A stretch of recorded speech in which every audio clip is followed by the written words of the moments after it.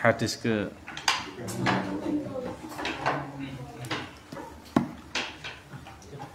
Bismillahirrahmanirrahim. Assalamualaikum warahmatullahi wabarakatuh.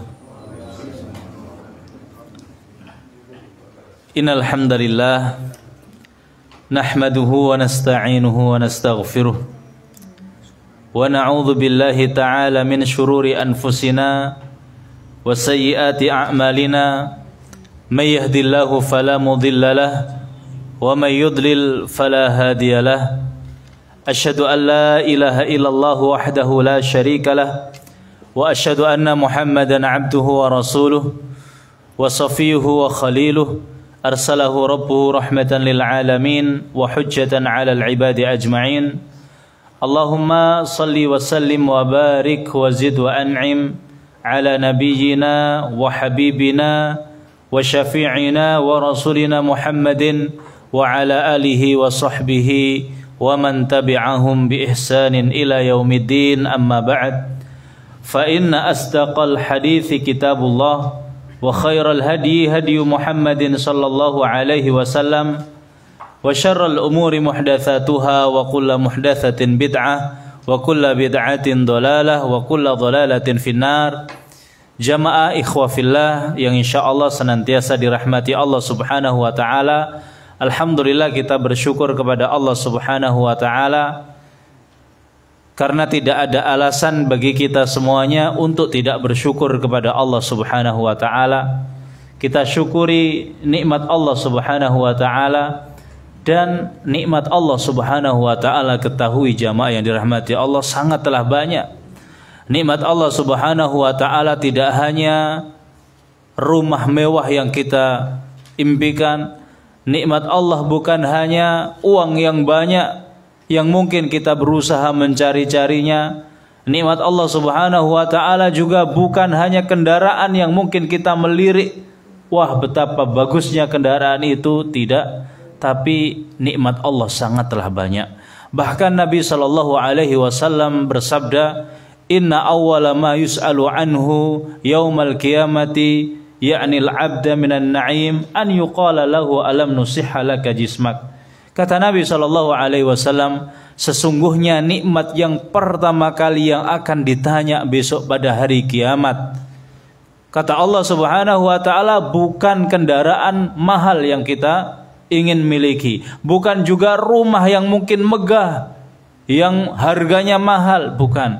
Tapi kata Allah, alam nusihha laka jismak, bukankah aku sudah memberikan kamu tubuh yang sehat?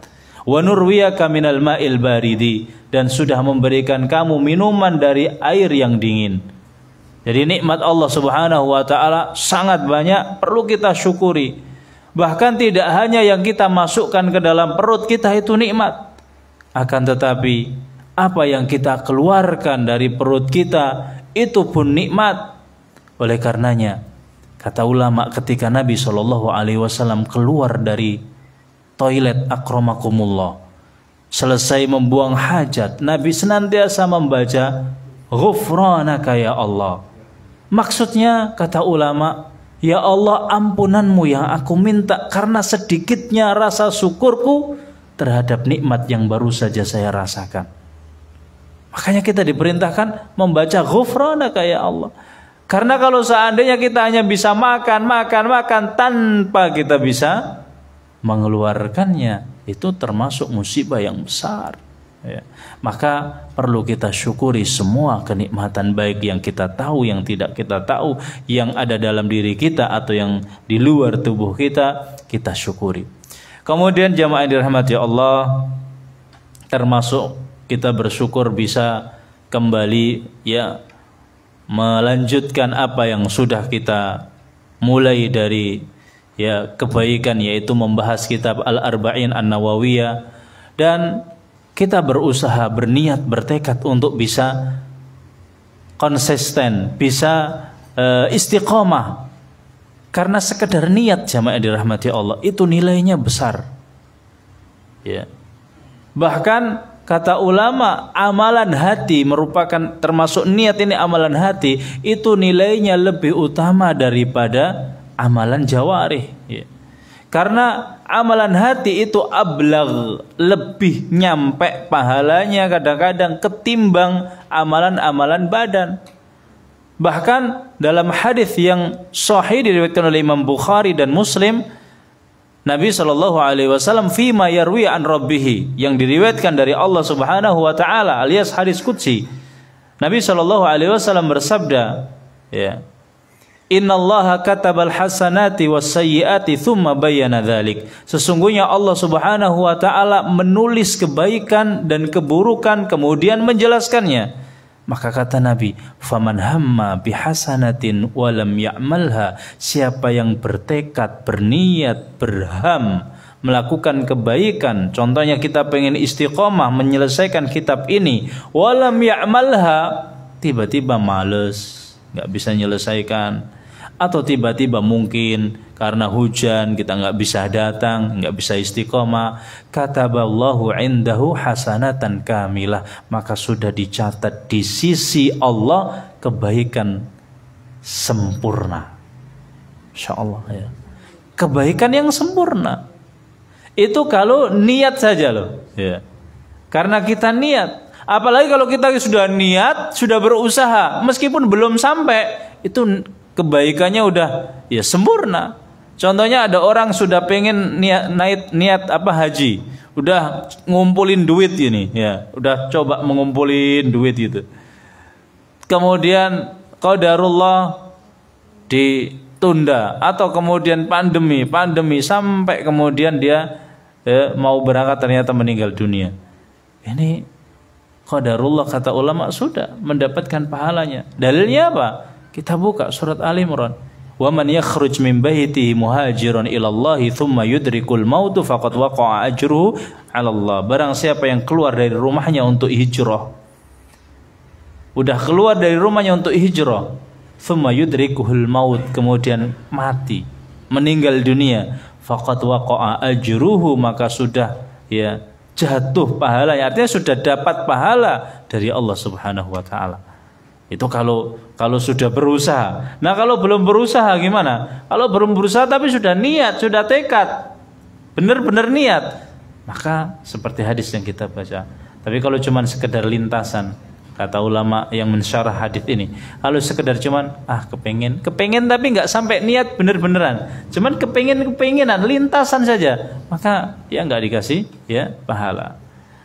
Oleh karenanya kita berusaha seperti ini ya, halaqah atau ta'lim, kajian, kita berusaha membuat niat yang baik. Karena sekedar niat ini bisa kemudian sampai mengalahkan amalan. Kadang amalan, ternyata amalan kita nggak dibarengi dengan niat yang ikhlas, maka nggak ada gunanya. Ya, makanya dalam satu riwayat juga yang sahih, ada seorang, ya, Nabi SAW bersabda, man sa'alallah syahada, atau barang siapa yang minta pada Allah mati syahid, berniat mati syahid, ya.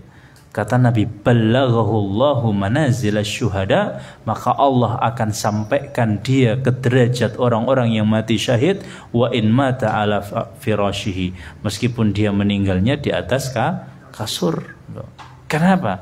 Karena tadi niat. Jadi dia memiliki niat. Dalam riwayat yang sahih juga, barang siapa yang niat untuk qiyamul lail, tapi tiba-tiba pas sudah alarm dinyalakan, itu pas alarmnya bunyi, kayaknya masih ngantuk, matikan, tidur lagi. Kata Nabi, ya, wa naumu shadaqatan, tidurnya itu sedekah dari Allah, dia masih ditulis qiyamul lail. Subhanallah. Tapi bukan sekedar lintasan, tapi betul-betul niat. Sudah niat kepengen nyalakan alarm, ternyata ketika sudah nyala alarmnya ketiduran. Nah, itu masih dapat itu, ya. Hadis yang tadi diriwayatkan oleh Bukhari dan Muslim.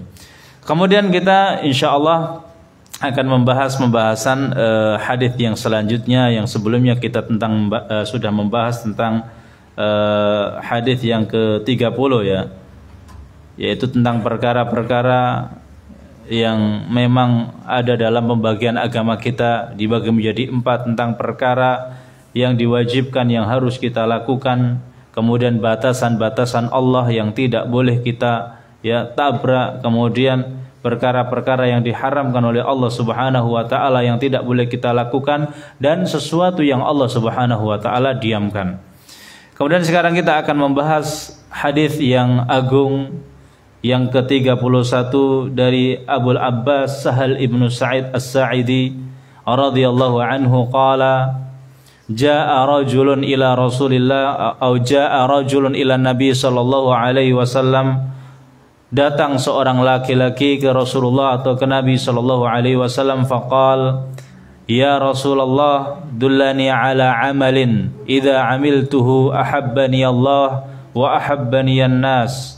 Ya Rasulullah, tunjukkan aku satu amalan, kalau saya melakukan amalan ini maka Allah Subhanahu wa taala akan mencintai aku dan manusia pun akan mencintaiku. Faqala, maka Nabi mengatakan, bersabda, izhad fid dunya yuhibbukallah. Zuhudlah kamu di dunia, niscaya pasti Allah akan mencintaimu.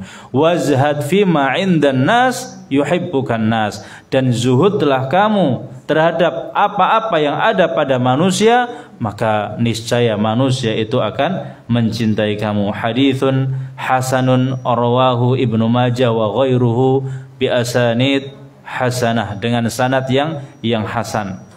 Hadis ini diriwayatkan oleh seorang sahabat yang bernama Abul Abbas, ya, Sahal ibnu Sa'id As-Sa'idi. Sahal ibnu Sa'id As-Sa'idi artinya sahal, gampang. Yang mana dulu namanya itu hazan, sedih, ya. Setelah Nabi mengetahui namanya sedih, ya, maka diganti oleh Nabi Shallallahu Alaihi Wasallam dengan sahal, mudah, ya. Dan ini termasuk, ya, sunnah kalau kita mendapatkan ada orang yang namanya buruk, artinya Nabi itu yuhibbu atau yu'jibhu tafaul. Nabi itu lebih senang optimis, lebih senang baik daripada yang buruk. Ada namanya orang namanya buruk, ya, ibaratnya, ya. Lalu diganti nggak jadi apa-apa. Namanya kayak sedih tuh. Ada namanya tsunami, ya. Ada namanya api, ibaratnya gitu. Ya kalau mungkin ini api untuk bakar sate, ya lumayan kalau. Tapi kalau yang bahaya-bahaya itu lebih baik diganti, nggak jadi masalah, ya. Jadi boleh, bahkan banyak dalam riwayat itu kemudian mengganti nama. Sahabat ini Sahal ibnu Sa'ad As-Sa'idi termasuk salah satu sahabat yang riwayat hadisnya banyak, karena beliau ini umurnya panjang, 100 tahun lebih hidupnya. Ya, dan termasuk salah satu sahabat yang meninggalnya terakhir di dunia di Madinah ini, ya, Sahal, ya, Ibnu Sa'id As-Sa'idi. Ketika itu dia meriwayatkan ada seorang yang datang ke Rasulullah Shallallahu Alaihi Wasallam. Tiba-tiba orang ini kemudian mengatakan, ya Rasulullah dullani ala amalin idza amiltuhu ahabbani Allah wa ahabbani an-nas. Ada seorang laki-laki yang mengatakan, ya Rasulullah, tunjukkan aku amalan. Jika aku mengamalkannya, maka Allah Subhanahu wa taala mencintaiku, manusia dengan mencintaiku juga. Artinya sahabat jamaah dirahmati Allah itu betul-betul, ya, harisun ala ilm, betul-betul tamak, betul-betul semangat dengan ilmu dan ingin kebaikan. Kebaikan di sini apa? Ingin dia mendapatkan ilmu di mana kalau dia lakukan dicintai oleh Allah dan dicintai oleh manusia. Dan ini adalah derajat yang sangat tinggi, cita-cita yang mulia yang kita pengen berusaha untuk mendapatkannya. Tapi agak susah. Kalau seandainya kita tidak bisa mengumpulkan cinta Allah dengan cinta manusia, paling tidak kita harus kemudian mengejar cinta Allah. Kalau kita tidak bisa menggabungkan antara dunia dan akhirat, paling tidak kita mencari akhirat. Tapi kalau kita bisa menggabungkan dua-duanya, maka itu adalah nikmat yang paling besar, ya. Jamaah dirahmati Allah Subhanahu wa taala. Kemudian kalau kita memang tidak bisa, ya, mencari ridho Allah, ridho manusia, kita dahulukan ridho Allah. Kenapa? Karena kata Nabi Shallallahu Alaihi Wasallam dalam riwayat yang sahih, man iltamasa ridhollah bisa khatin nas. Barang siapa yang mencari ridho Allah dengan, ibaratnya, bisa khatin nas, dengan marahnya manusia. Artinya ketika kita melakukan kebaikan, melakukan sesuatu yang baik, tapi baru di sekitar itu, di masyarakat itu, bikin masyarakat ini marah. Nah, ini banyak kadang-kadang gitu, ya. Kita melakukan kebenaran, kita sesuai dengan hadis, sesuai dengan sunnah, Dianggap kita ini orang yang baru gitu. Maka karena badal Islamu ghariban, ya. Wa sayaudu ghariban kama bada'a fatuba lil ghuraba, kan begitu. Seakan-akan asing gitu. Artinya kata Nabi, man iltamasa ridullah bisa khatin nas radhiyallahu anhu wa ardhan nasu anhu. Barang siapa yang mencari ridha Allah meskipun bikin manusia itu murka, maka Allah akan meridhoinya dan akan membuat manusia itu jadi ridho kepadanya. Dan sebaliknya, ya. Man iltamasa ridhon nas, barang siapa yang mencari ridhonya manusia bisa khatillah, tapi dengan cara Allah murka. Pengennya itu gak enakan sama tetangga, gak enakan sama temennya, tapi gak pernah gak enakan sama Allah dan Rasulnya. Artinya pengen mendapatkan ridho manusia, tapi menginjak-injak syariat, bikin marah Allah. Maka kata Nabi, ya, sakhatallahu alaihi wa askhatan nasu alaihi. Maka Allah akan jadikan, ya, Allah akan murka kepada dia dan Allah akan jadikan manusia itu kemudian murka. Maka ulama mengatakan begini, kalau ada orang, ya, kok bisa membuat semua manusia itu ridho kepada dia, itu ketahuilah itu bukan orang baik, ya. Karena nggak mungkin gitu. Kita mencari, kata Imam Syafi'i, kata ulama, ridhon nas hoyatun la tudrok. Ridho manusia itu adalah usaha yang tidak mungkin kita dapatkan. Kalau kita pengen mencari ridho manusia, nggak mungkin dapat. Tapi kalau kita mencari ridho Allah, pasti dapat, ya. Jadi kalau kita pengen mencari ridho, ya, manusia, nihil, nggak mungkin dapat. Tapi kalau ada orang yang bisa kayak begitu, berarti dia orang yang nggak baik. Karena pasti ada pro, pasti ada kontra. Maka kita berusaha mendapatkan cinta Allah Subhanahu wa ta'ala. Tapi yang jadi patokan, kata ulama, laisa sya'nu an tuhibb, walakinna sya'nu kaifa tuhab. Yang jadi masalah bagaimana? Yang jadi masalah itu yang paling terpenting tidak kamu mencintai Allah, tapi bagaimana kamu itu dicintai Allah. Karena banyak orang yang mengklaim mencintai, tapi ternyata dia tidak dicintai, ya. Karena kalau kita sudah dicintai oleh Allah Subhanahu wa ta'ala, itu spesial luar biasa. Sebagaimana yang disampaikan oleh Nabi SAW dalam hadis yang sahih, hadis wali, wala yazalu abdi yataqarrabu ilayya bin nawafil hatta uhibba. Dan hambaku senantiasa melakukan yang sunnah-sunnah, nafilah sampai aku mencintainya. Senantiasa melakukan sholat, ya sholat sunnah, puasa, ya puasa sunnah, melakukan yang sunnah-sunnah sampai ketika itu Allah mencintainya. Fa idza ahbabtuhu, kalau saya sudah mencintainya, artinya kalau orang lain mengatakan dia jadi wali Allah, kuntu lahu sam'uhu alladhi yasma'u bihi, maka aku akan menjadi pendengarannya yang dia mendengar dengannya. Wa kuntu, ya, wa basaruhu alladhi yubsiru bihi, dan aku akan menjadi penglihatannya yang dengan itu dia melihat. Wa yadahu allati yubatishu biha, dan aku akan menjadi tangannya yang dengan tangannya itu dia mengayunkan. Warijluhu alladhi yamshi biha, dan akan menjadi kakinya yang dengan itu dia melangkahkan. Wala in sa'alani, kalau dia minta kepada saya, la'utiyannahu, pasti aku akan berikan dia. Artinya Allah senantiasa memberikan dia hidayah. Matanya nggak mungkin dipakai kecuali yang diridhoi Allah. Telinganya nggak mungkin dipakai kecuali untuk mendengarkan yang dicintai oleh Allah. Kakinya nggak mungkin dilangkahkan kecuali ke tempat yang diridhoi oleh Allah. Kalau sudah dicintai oleh Allah, maka nggak hanya klaim seperti orang Yahudi, orang Nasrani, mereka mengatakan dalam Al-Quran, ya, wa qalatil yahudu wan nasara nahnu abna'ullahi wa ahibba'u. Mereka mengatakan dengan teks seperti itu. Orang-orang Yahudi, orang-orang Nasrani mengatakan kita semua ini kekasih Allah. Tapi Nabi Muhammad disuruh mengatakan oleh Allah, kul, katakan ya Muhammad, falima yu'adzibukum bidunubikum. Hei orang Yahudi, orang Nasrani, kenapa Allah azab kamu dengan dosa-dosa kamu? Kalau kamu dicintai oleh Allah, gak mungkin diazab. Bahkan dijadikan ja'ala minkumul qiradata wal khanazir, dijadikan kera-kera dan babi-babi yang hina. Artinya nggak mungkin dicintai oleh Allah. Nah, di sini sahabat ini tanya kepada Nabi Shallallahu Alaihi Wasallam dengan pertanyaan yang sangat baik untuk kita semuanya. Kalau kita sudah dicintai oleh Allah, semua yang kita inginkan dapat, jamaah. tidak mungkin diazab oleh Allah. Di dunia juga kemudian kita akan diberikan kebaikan-kebaikan yang banyak. Ya. Meskipun toh itu kayak ujian, tapi ternyata itu adalah rahmat. Itu adalah anugerah. Kadang-kadang soalnya yang nggak ngerti, orang itu diuji banget itu. Padahal tidak semua ujian itu ya adalah buruk. Ya, memang kita ini hidup di dunia ujian apa enggak?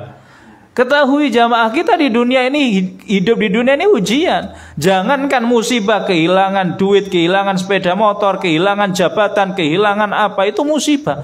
Kenikmatan pun itu musibah. Allah berfirman, "Wa nabluukum bisyarri wal khairi fitnatan wa ilaina turja'un." Kita akan uji kamu dengan apa? Dengan keburukan dan kenikmatan, dan pasti akan kembali kepada kita. Artinya ya, tidak semua ujian itu kemudian buruk. Kadang-kadang kan dikiranya itu buruk saja ya.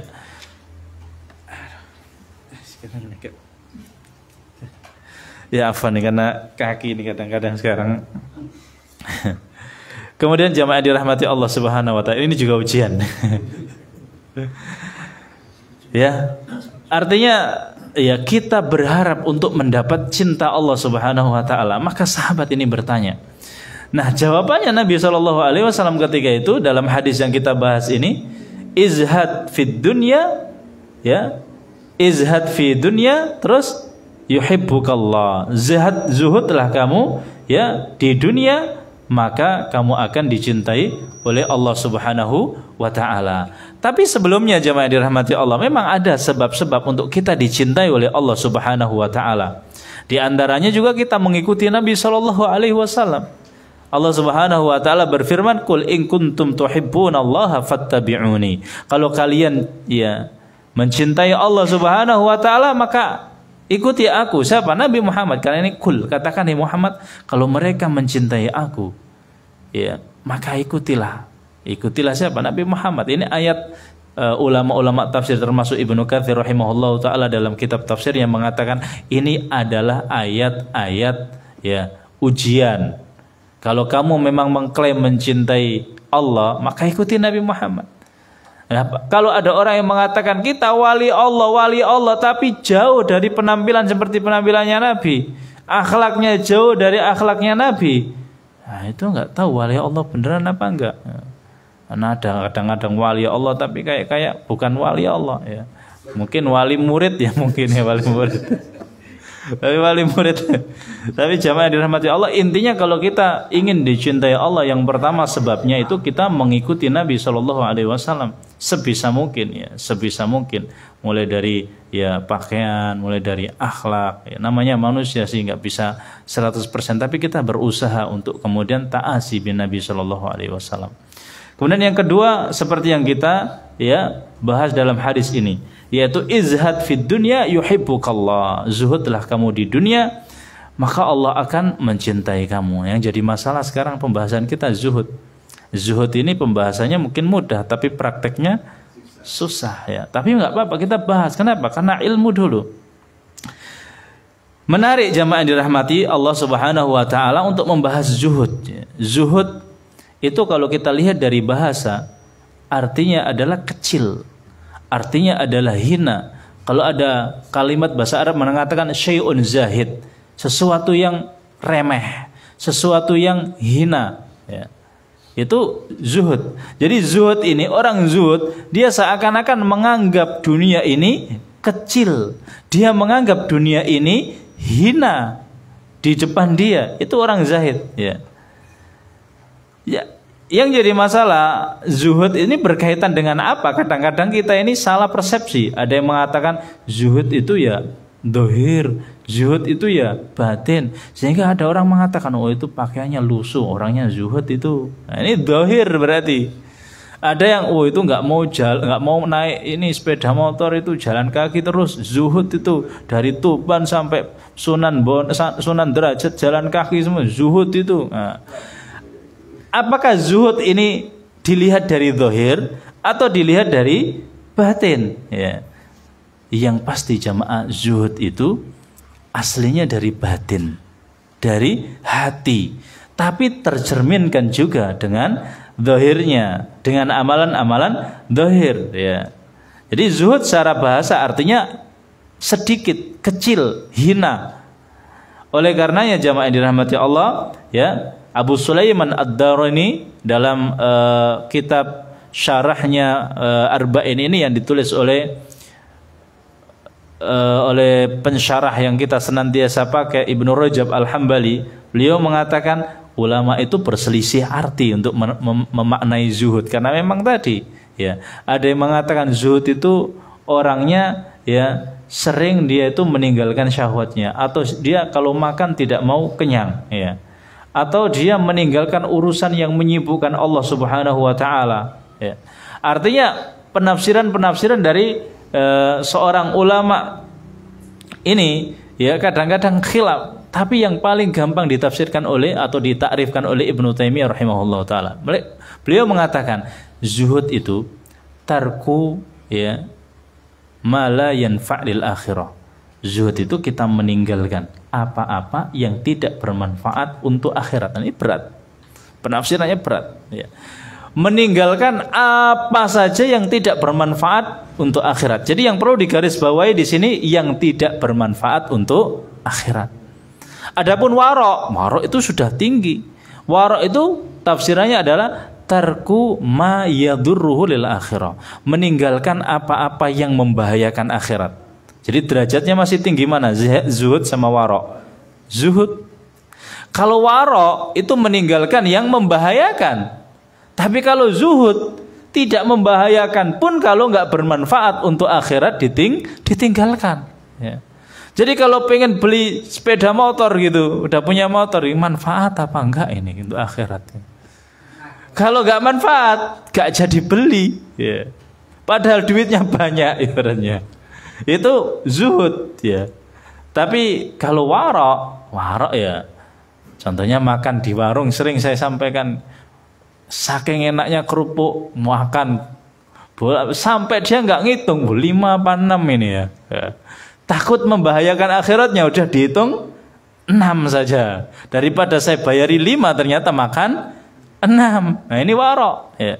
Warok itu meninggalkan sesuatu yang membahayakan akhirat. Tapi kalau zuhud meninggalkan sesuatu yang tidak bermanfaat bagi akhirat. Ini ta'rif yang disebutkan oleh Syekh, ya, Ibnu Taimiyah rahimahullahu taala. Jadi tidak sekedar yang mubah itu kemudian pasti dilakukan, tidak. Meskipun ini mubah tapi ternyata tidak bermanfaat bagi akhirat, takut nanti, ya, malah kemudian menjadi masalah. Ibu-ibu suka ngumpulin baju-baju, ketika ngelihat udah punya baju banyak, tapi ketika ngelihat baju yang masih bagus gitu pengen beli lagi, ya, artinya oh ini nggak mikir bermanfaat gak itu. Tapi bahkan saya punya teman, ya, orang-orang sini yang sering ngisi ini. Ketika menjelang Ramadan itu bajunya masih baru-baru dibagikan kepada orang-orang. Ditanya dari mana ini Ustadz? Nah, ini ketika ngisi kajian-kajian banyak yang ngasih baju. Nah, takut dia itu kemudian nggak bermanfaat, dia punya ini banyak nggak bermanfaat, malah hisabnya banyak dibagikan ke santri-santri. Masya Allah, ini orang-orang yang zuhud, ya. Sepeda motornya itu udah, saya lihat itu udah jelek banget gitu, ya. Dia mampu beli, tapi mungkin mikirnya beliau mungkin bermanfaat apa enggak itu. Tapi kalau saya pengen beli mobil yang besar nih supaya nanti santri-santri diantar ke sana lebih gampang, boleh aja. Artinya betul-betul zuhud ini amalan-amalan hati, ya. Bukan kemudian kita tafsirkan kalau zuhud itu nggak boleh pakai pakaian bagus, nggak boleh banyak harta. Kita lihat Nabi Sulaiman, kita lihat Nabi Daud. Kalau seandainya zuhud itu nggak punya harta, berarti Nabi Daud bukan zuhud. Naudzubillah, ya. Jadi zuhud ini kembali kepada apa? Yang takrifnya Ibnu Taimiyah tadi, ya. Yaitu kita meninggalkan apa-apa yang tidak bermanfaat, ya. Kalau seandainya harus punya harta banyak, silahkan, ya. Mungkin untuk ini, untuk itu yang kemudian bermanfaat bagi kita, ya. Dan tidak semua orang memang bisa melakukan itu, jamaah dirahmati Allah. Makanya sebagian ulama mengatakan zuhud itu tarku ma yushghilu anillah, meninggalkan semua yang ya membuat dia sibuk dari Allah Subhanahu wa taala. Ini termasuk penafsiran yang termasuk ya bagus juga. Meninggalkan semua yang bikin dia itu lupa dari Allah. Artinya disibukkan terus sama dunia tanpa kemudian ingat akhirat. Akhirnya kemudian dia tinggalkan itu semua.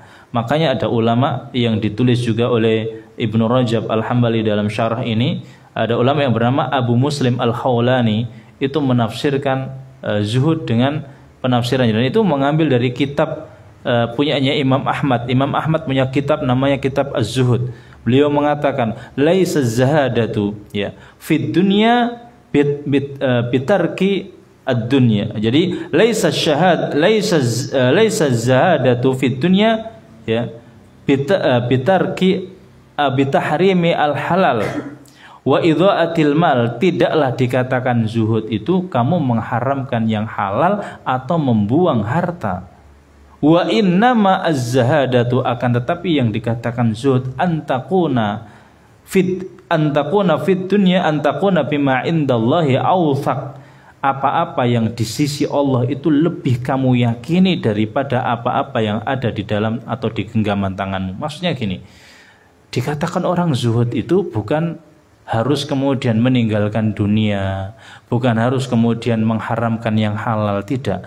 Tapi orang ini dikatakan zuhud, nomor satu, ketika dia lebih yakin apa yang ada di sisi Allah daripada apa yang ada di genggaman dia. Contohnya gini, kalau dia punya banyak harta, banyak uang di ATM-nya, dia nggak merasa yakin dengan ini saja, dia tidak merasa aman dengan ini saja. Artinya dia tidak mengandalkan apa? Harta dia dan ATM dia, tidak, tapi dia lebih mengandalkan dan lebih ya mantap dengan apa yang ada di sisi Allah Subhanahu wa taala. Artinya dia itu ya lebih mengagungkan apa yang Allah miliki daripada dunia. Dia menganggap remeh dunia. Kan kadang-kadang kan ada orang yang malah tidak berharap ke Allah, tapi dia lebih tawakalnya banyak kepada apa? Hartanya ya. Yang penting ATM-nya masih banyak, santai ya. Yang penting dia masih muda, masih sehat. Dia nggak berpikir Allah itu mudah untuk kemudian membuang semua itu.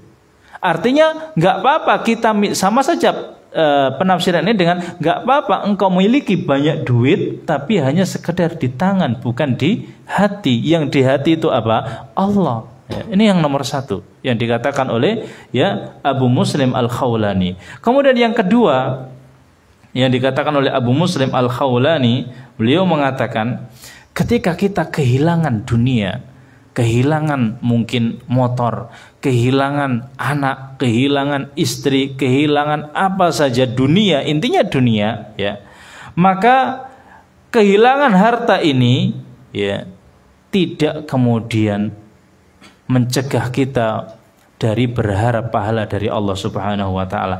Artinya kita ketika kita kehilangan apa yang kita cintai dari dunia, mendapatkan musibah, kita senantiasa ihtisab. Ihtisab itu berharap pahala Allah, dan jangan sampai ketika kita mendapatkan musibah itu kemudian kita tidak lebih memilih pahala daripada apa? Harta kita kembali. Ini memang ini derajatnya tinggi. Artinya zuhud. Kalau kita mendapatkan musibah apapun selama tidak musibah agama kita itu kecil. Contohnya ya memang ini supaya kita bisa seperti ini, itu ulama ada yang mengatakan kita harus mengetahui 3. Yang pertama ya, apa yang pertama? Yang pertama itu paling tidak jamaah yang dirahmati Allah, kita harus tahu bahwasanya yang mendapatkan musibah itu tidak hanya kita, tapi semua manusia dapat musibah. Bahkan orang yang lebih baik daripada kita berjuta kali lipat itu juga mendapatkan musibah. Kalau seandainya Anda yang sudah menikah 10 tahun belum punya anak, lihat Nabi-Nabi Allah, Rasul Allah, termasuk Nabi Zakaria, termasuk Nabi Ibrahim. Berapa tahun mereka berdoa minta anak tapi belum dikasih-kasih, sampai tua renta baru mendapatkan anak. Bagi kita yang kemudian gak banyak duit, pengen beli ini beli itu gak bisa, Coba dengarkan perkataan Aisyah radhiyallahu anha. Syahrani, 2 bulan rumah Nabi itu tidak ada yang dimasak. Hadisnya sahih. Bagi kita yang nanti mungkin tidak bisa makan 1 hari, jangan terlalu sedih, tapi berharap pahala Allah. Dengarkan apa yang dikatakan oleh Jabir ibnu Abdillah dalam hadis yang diriwayatkan oleh Imam Bukhari. Demi Allah, saya melihat dengan mata saya sendiri, Nabi itu ketika lapar berhari-hari, dia mengambil batu kemudian diikatkan dia di perutnya karena sangat laparnya. Bahkan dalam hadis Bukhari yang diriwayatkan oleh Sa'ad ibn Waqqas, ketika itu kunna naghzu ma'a Rasulillah, kita perang bersama Nabi. Walaisa ma'ana ta'amun, dan gak ada makanan bersama kita illa waraqun, kecuali daun-daunan. Maka kita makan daun-daunan berhari-hari. Apa yang dikatakan oleh Sa'ad? Fama minna yadau illa kama tadau syah. Di antara kita itu, kata Sa'ad bin Waqqas, ada yang membuang kotoran, tapi kotorannya itu seperti kotoran kambing. Kenapa? Karena hanya makan daun. Riwayatnya sahih, diriwayatkan oleh Imam Bukhari. Ya. Maka jamaah dirahmati Allah. Artinya ini yang pertama. Ya. Kalau kita pengen sabar, ya, harus mengetahui semua orang itu diuji, tidak hanya kita. Kemudian kita ikhtisab, mencari ridha Allah Subhanahu wa taala. Kalau ada musibah, kita ikhtisab. Jadi jangan kemudian kan kadang-kadang derajat yang paling ringan aja nggak bisa. Kalau orang itu dapat musibah, kan derajat yang paling ringan itu apa? Sabar. Setelah sabar, ridho. Setelah ridho, syukur. Jadi manusia ketika diuji oleh Allah Subhanahu wa taala itu ada 4. Yang satu, tasakhut, mencela. Ya Allah, kenapa saya? Ya Allah, kenapa begini? Ya Allah, kenapa? Ini dosa. Derajat yang wajib sabar. Derajat yang wajib sabar. Bisa lebih tinggi lagi, ridho. Ridho itu apa? Ridho itu ketika kita dapat musibah. Nah, ini makna daripada zuhud yang kedua ini. Ketika kita dapat musibah, kita tahu kita dapat musibah, tapi langsung kita ihtisab kepada Allah, kita minta pahala kepada Allah. Dan seandainya musibah itu bisa dipindahkan, kita nggak mau dipindahkan, tapi kita berharap pahala dari Allah. Ini apa? Ridho. Kalau sabar, sabar itu ya ketika kita diberikan ujian oleh Allah, musibah, kita sabar. Tapi kalau seandainya bisa merubah musibah ini, kita ingin merubah. Nah, ini derajat wajib. Yang paling tinggi lagi, Pak, itu syukur. Dah, ini wali-wali Allah. Artinya ketika dia diberikan musibah oleh Allah, dia senang, dia bersyukur, ya, dengan musibah ini. Ini yang dikatakan dan ditulis oleh Syekh Al-Utsaimin dalam kitab Riyadhus Shalihin, dalam syarahnya kitab Riyadhus Shalihin, ya. Kemudian yang ketiga, makna zuhud yang di sini, ya. Kata ulama ini dikatakan yang ketiga, makna dari zuhud itu sama saja. Sama saja kita itu cuek. Manusia mau mencela kita, mau memuji kita, selama kita ini melakukan kebenaran, cuek. Ya. Ini namanya zuhud. Kan kita susah kadang-kadang. Lagi kajian begini dimasukkan di YouTube, oh ternyata nggak sesuai dengan yang dia pahami, langsung kita dihabisi, disebarkan di sana, kadang nggak bisa tidur. Ya. Habis kita gitu kan. Dan memang itu manusia. Akan tetapi ini derajat yang tinggi jemaah dirahmati Allah, dan memang inilah yang diperintahkan oleh agama kita. Mau kemudian dicela, mau kemudian dipuji, selama kita melakukan kebenaran, celaan oleh orang-orang itu udah biarkan saja. Ya. Kalau seandainya ada yang memuji kita, ya udah, yang kita lakukan itu adalah suatu yang benar. Tidak kemudian kita mencari pujian manusia, tapi kita mencari ridha Allah Subhanahu wa taala, ya. Jadi biarkan celaan, gak jadi masalah. Yang penting kita berada di dalam kebenaran yang memang kita yakini, ya. Kita komitmen di atas sunnah Nabi SAW meskipun dicela. Kita berusaha untuk senantiasa istiqomah mengikuti jalannya Nabi meskipun dimusuhi, ya. Nah, ini yang berat, dan inilah makna daripada zuhud ya. Kemudian jamaah yang dirahmati Allah Subhanahu wa taala, jadi kita ulangi sekali lagi ya. Zuhud di sini adalah amalan hati, ternyata tiga-tiganya amalan hati. Yang pertama, meyakini apa yang ada di sisi Allah Subhanahu wa taala itu lebih kita yakini daripada apa yang ada di tangan kita sendiri. Karena apa yang ada di tangan kita sendiri bisa Allah hilangkan, tapi yang ada di sisi Allah Subhanahu wa taala, pokoknya kalau kita yakin ya, kalau seandainya kita soleh, fallahu yatawallas sholihin, Allah lah yang akan mengurusi orang-orang yang soleh.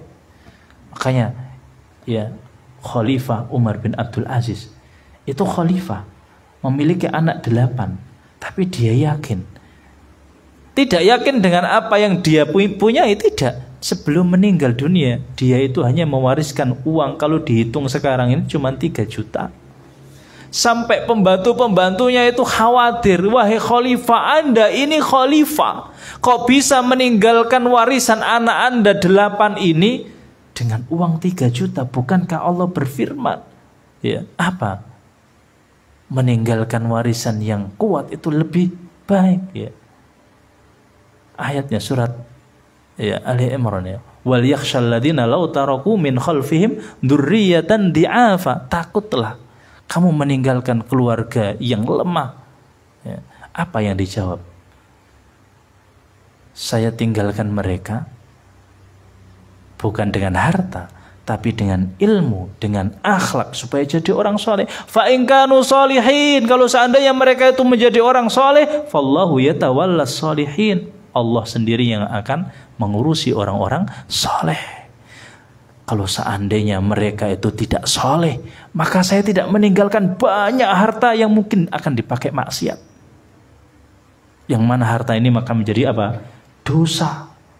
Dan dia tidak mengandalkan apa yang ada di tangannya, tapi dia mengandalkan apa? Apa yang ada di dalam, apa yang ada pada Allah Subhanahu wa taala. Ini yang pertama. Yang kedua, ya, kalau kita tertimpa musibah, kita berharap pahala dari Allah Subhanahu wa taala daripada berharap apa yang kemudian hilang dari diri kita tadi itu. Ya, maka ulama mengatakan selama musibah ini tidak menimpai agama kita, maka itu sejatinya musibah kecil. Selama tidak pada agama kita. Tapi kalau agama kita yang sudah kena, gara-gara apa kemudian kita menggadaikan agama kita, kita sudah pindah akidah kita sudah pindah keyakinan kita, maka ketahuilah itu adalah musibah yang besar. Kemudian yang ketiga, kita tidak peduli dengan celaan ataupun pujian orang-orang yang mencela dan memuji kita, tapi yang kita harapkan adalah pahala Allah Subhanahu wa taala, alias kita cuek ya. Alias kita cuek, yang kita harapkan adalah pahala dari Allah Subhanahu wa taala. Jadi ini jamaah yang dirahmati Allah ya, zuhud ya, menganggap dunia ini remeh ya, menganggap dunia ini remeh ya. Kemudian jamaah yang dirahmati Allah Subhanahu wa taala,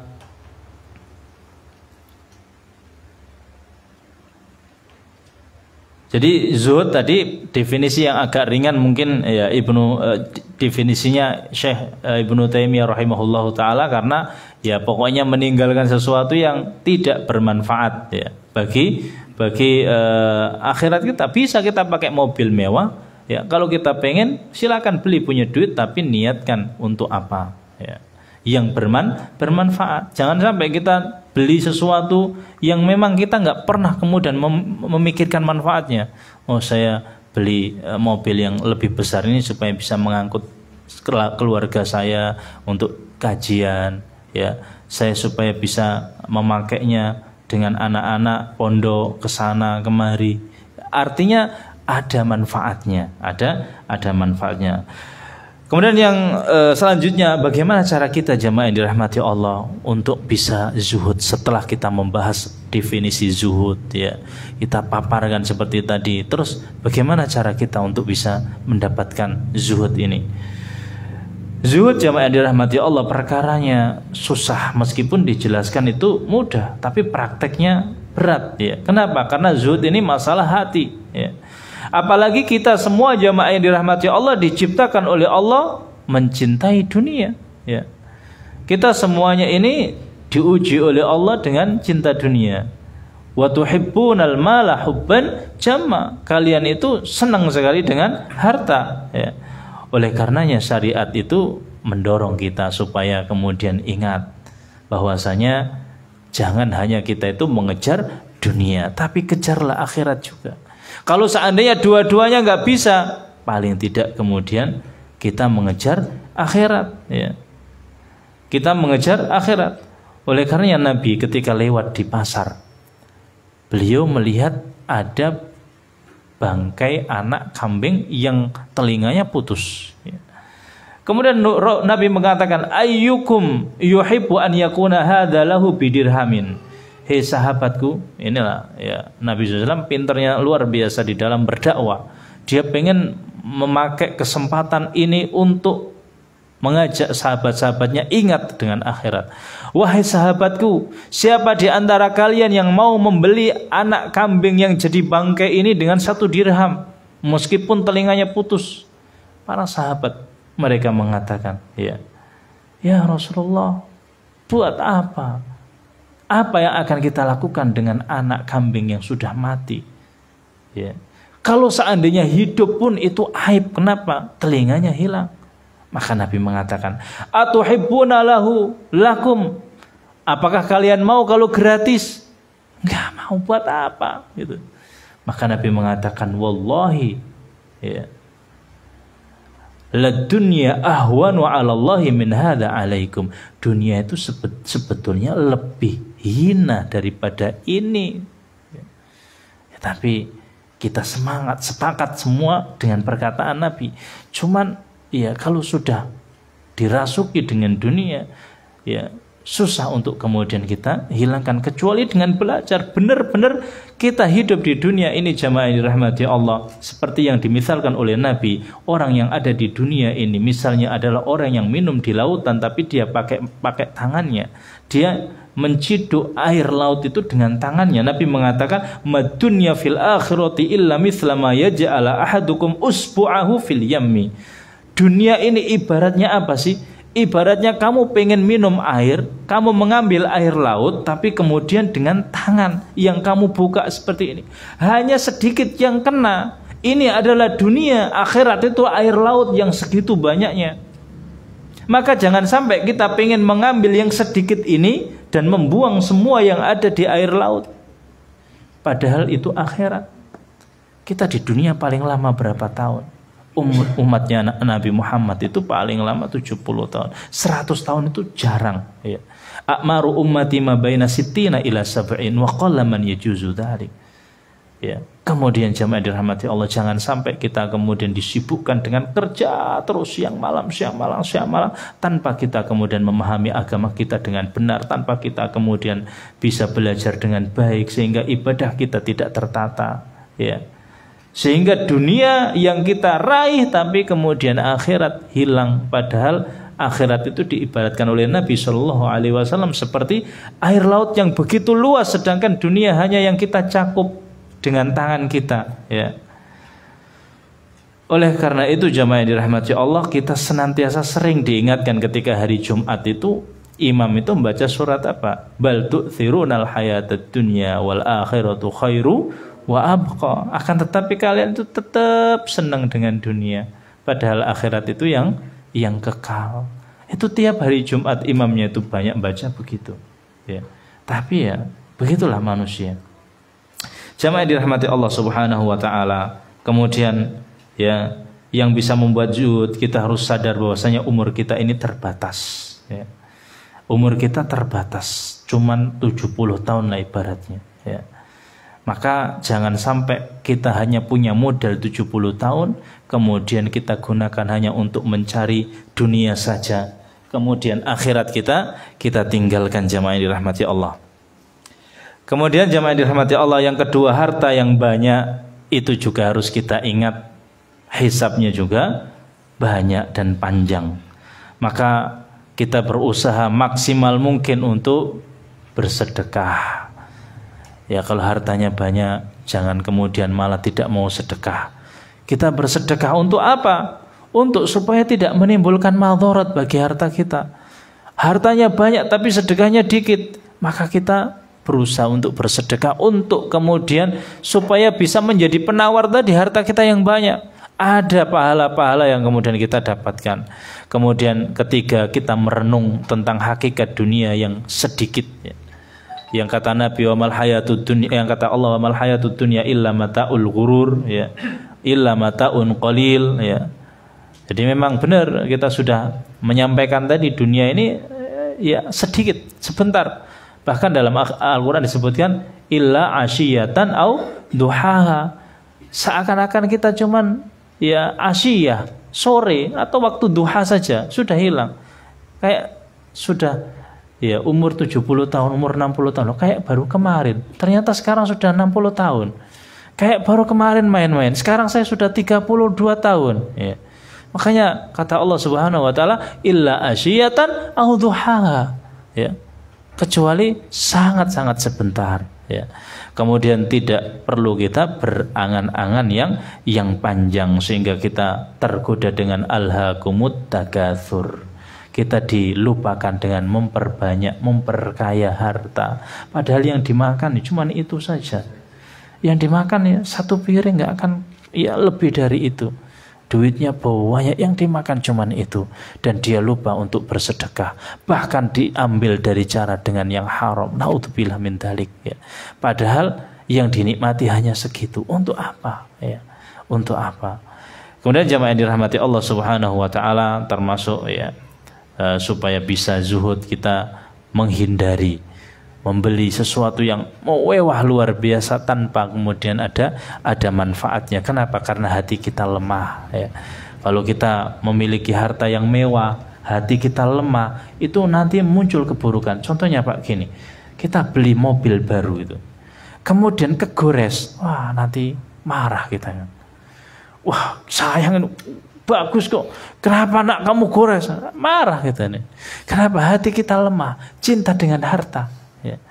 Akan ada kemudian fitnah. Ya kalau nggak punya mobil yang baru yang bagus, apa yang dimarahkan? Ya. Nggak ada yang kegores-kegores. Ya. Beda dengan orang yang hatinya sudah masya Allah punya mobil Hammer, harganya hampir miliaran. Orang Saudi dikasih dibuat apa? Saya lihat dengan mata kepala saya, diisi kambing. Ya. Buat ngusung kambing, buat korban, subhanallah. Padahal Hammer Pak, kalau di sini nggak pernah mungkin dipakai terus-terusan. Di sana dipakai seperti itu, ya. Artinya betul-betul itu ya, mungkin kayak seperti itu ya, dunia mungkin tidak, ya. Tapi kalau kita, keluar pakai mobil yang baru, muncul sombongnya lagi kan. Belum kemudian ketika itu marah, kemudian muncul sombongnya, aku udah bisa beli gini. Nah, maka ya kalau tidak banyak manfaat, lebih baik kita tidak ya menunjukkan seperti itu. Jamaah yang dirahmati Allah Subhanahu wa taala, cukup kemudian ya yang kedua, jawaban Nabi bagaimana supaya dicintai oleh manusia. Nabi mengatakan wazhad fima indan nas yuhibbukan nas. Ya, zuhudlah kamu dengan apa-apa yang ada di sisi manusia, maka engkau akan dicintai oleh manusia. Untuk dicintai oleh Allah, kita disuruh zuhud dalam dunia ini. Dan untuk dicintai manusia, maka kita diperintahkan untuk ya zuhud terhadap apa-apa yang dimiliki oleh manusia. Kalau sudah kita itu mengambil punya manusia dengan kasar, pasti kita akan dicintai. Jangankan mengambil dengan kasar, kita hanya bersaing. Situ punya toko, kita pengen menyaingi ini. Gitu saja sudah mungkin tidak disenangi, padahal tetangga. Beda dengan, memang benar-benar beda ini. Saya sering itu membaca status tuh. Saya duluan yang jual bensin, situ niru-niru jual bensin itu. Marah gara-gara, padahal rezeki Allah yang menentukan itu. Saya jualan es, tangga ikut jualan es. Maunya apa sih gitu? Padahal ya Allah, yang memberikan rezeki itu Allah. Dikiranya jualannya itu. Tapi saya melihat demi Allah, kalau panjenengan umroh, lihat itu di bawah-bawah hotel, jualannya sama persis. Mereka asik-asik saja. Mereka enjoy saja. Karena rezeki itu Allah yang ini. Tapi ya tadi itu, ya maka kalau kita pengen dicintai oleh manusia, kita itu memang lebih baik memberi, bersedekah, wakaf. Kalau kita bersedekah kepada manusia, pasti dia cinta, pasti dia senang. Ya. Tapi kalau kita kemudian mengambil, menyaingi, ya itu bisa kemudian membuat mereka ya marah. Oleh karena yang Nabi mengatakan wazhat. Pokoknya kalau ada rebut-rebutan gitu, lebih baik jangan rebutan kalau ingin dicintai manusia. Kalau ada pembagian, sampai saya itu baru-baru kemarin dana PKH lah, dana apalah. Ini sopo yang hitung-hitung ini, yang nyatetin ini. Miskinnya kayak gini nggak kena. Itu yang kaya malah dapat. Subhanallah. Sampai yang mungkin petugasnya itu sudah mensurvei itu disalahkan. Belum yang kaya benar dapat bantuan, malah dimarahin luar biasa. Maka seperti ini kalau pengen dicintai manusia, udah ditinggalkan saja. Ya, zuhudlah dengan masalah seperti ini kalau kita pengen mendapatkan cinta ya kepada manusia. Jamaah sekalian yang dirahmati Allah Subhanahu Wa Taala, di antara faidah yang bisa kita ambil dari hadis ini, yang pertama semangatnya sahabat Nabi Shallallahu Alaihi Wasallam untuk mendapatkan kebaikan. Bagaimana sih cara kita dapat dicintai oleh Allah dan dicintai manusia? Dan sekali lagi saya sampaikan, dapat cintanya Allah, dapat cintanya manusia, ini adalah cita-cita yang mulia sekali. Kalau bisa kita lakukan, tapi kalau seandainya belum bisa, maka paling tidak kita bisa mendapatkan cinta Allah. Kita dahulukan cinta Allah daripada cinta manusia. Karena hadis Nabi tadi, ya, man iltamasa ridallah bisakhatin nas ya radhiyallahu anhu wa ardhan nasu anhu. Barang siapa yang berharap ridha Allah meskipun membuat orang murka, maka Allah akan ridho kepadanya dan akan menjadikan manusia juga ikut ridho. Ini yang pertama. Yang kedua, menetapkan sifat bahwasanya Allah juga mencintai. Tidak seperti orang Mu'tazilah, tidak seperti orang Jahmiyah, termasuk orang Asy'ariyah yang mereka menolak sifat Allah mencintai. Masa Allah kok mencintai? Allah berarti seperti makhluk dong? Tidak. Kita sampaikan laisa kamitslihi syai' wa huwas samiul basir. Ini akidah yang Allah sendiri mengatakan, ya, yuhibbuhum wa yuhibbunah, radhiyallahu anhum wa radu'an. Allah meridhai, Allah mencintai, tapi jangan samakan ridhonya Allah seperti ridho manusia. Jangan. Ya, kita harus menetapkan jamaah. Ini akidah Ahlus Sunnah wal Jamaah. Mereka sibuk gara-gara apa? Takut menyamakan Allah dengan makhluk. Akhirnya dia buntu, dia hilangkan semua sifat-sifat Allah. Allah enggak mencintai, Allah enggak merindhai. Kalau Allah mencintai itu maksudnya apa? Maksudnya Allah mencintai itu Allah memberikan pahala. Itu takwilan kamu itu. Wong lafaz hadisnya mencintai kok, lafaz ayatnya mencintai. Ya udah kita sampaikan sebagaimana lafaz dohirnya, tapi kita tidak ya membagaimanakan. Tidak kita menyamakan cintanya Allah sama seperti cinta kita, tidaklah. Ya, Wong Allah sama makhluk ya beda. Nah ini diantara faedah yang kedua. Faedah yang ketiga, ya, kalau Allah sudah mencintai seseorang berarti itu tanda kebaikan seseorang itu. Ya. Artinya kalau ada orang yang memang dicintai oleh Allah Subhanahu Wa Taala berarti itu tanda kebaikan bagi seorang hamba. Ya.